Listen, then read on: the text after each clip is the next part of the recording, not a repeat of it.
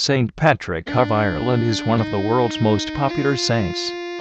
Apostle of Ireland, born at Kilpatrick, near Dumbarton, in Scotland, in the year 387, died at Saul, Downpatrick, Ireland, the 17th of March, 461. Along with Saint Nicholas and Saint Valentine, the secular world shares our love of these saints. This is also a day when everyone's Irish. There are many legends and stories of Saint Patrick, but this is his story. Patrick was born around 385 in Scotland, probably Kilpatrick. His parents were called Pernias and Conchessa, who were Romans living in Britain and in charge of the colonies. As a boy of 14 or so, he was captured during a raiding party and taken to Ireland as a slave to herd and tend sheep. Ireland at this time was a land of Druids and pagans.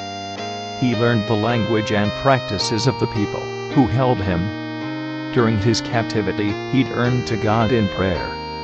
He wrote, "The love of God and His fear grew in me more and more, as did the faith, and my soul was roused, so that, in a single day, I have said as many as 100 prayers, and in the night, nearly the same. I prayed in the woods and on the mountain, even before dawn.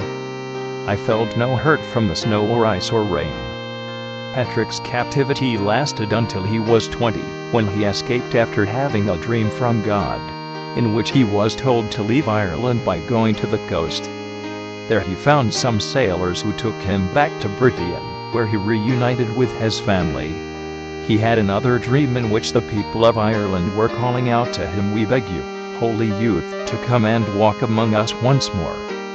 He began his studies for the priesthood. He was ordained by Saint Germanus, the Bishop of Auxerre, whom he had studied under 4 years.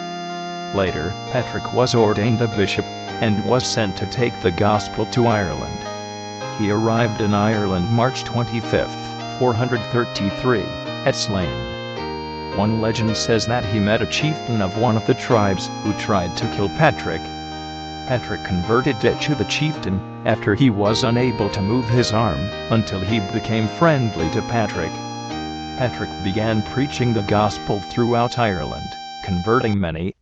He and his disciples preached and converted thousands, and began building churches all over the country. Kings, their families, and entire kingdoms converted to Christianity when hearing Patrick's message. Patrick by now had many disciples, among them Benignos, Auxilius, Iserninus, and Theodoc, all later canonized as well. Patrick preached and converted all of Ireland for 40 years. He worked many miracles and wrote of his love for God in confessions. After years of living in poverty, traveling, and enduring much suffering, he died March 17, 461. He died at Saul, where he had built the first church. Why a shamrock? Patrick used the shamrock to explain the Trinity, and has been associated with him and the Irish since that time. Saint Patrick is most known for driving the snakes from Ireland. It is true there are no snakes in Ireland, but there probably never have been. The island was separated from the rest of the continent at the end of the Ice Age. As in many old pagan religions, serpent symbols were common and often worshipped. Driving the snakes from Ireland was probably symbolic of putting an end to that pagan practice. While not the first to bring Christianity to Ireland, it is Patrick who is said to have encountered the Druids at Dara and abolished their pagan rites. The story holds that he converted the warrior chiefs and princes, baptizing them and thousands of their subjects in the holy wells that still bear this name. St. Patrick's Day is celebrated on March 17th, the day that St. Patrick died. St. Patrick's Day has come to be associated with everything Irish, anything green and gold, shamrocks and luck. Most importantly, to those who celebrate its intended meaning, St. Patrick's Day is a traditional day for spiritual renewal and offering prayers for missionaries worldwide.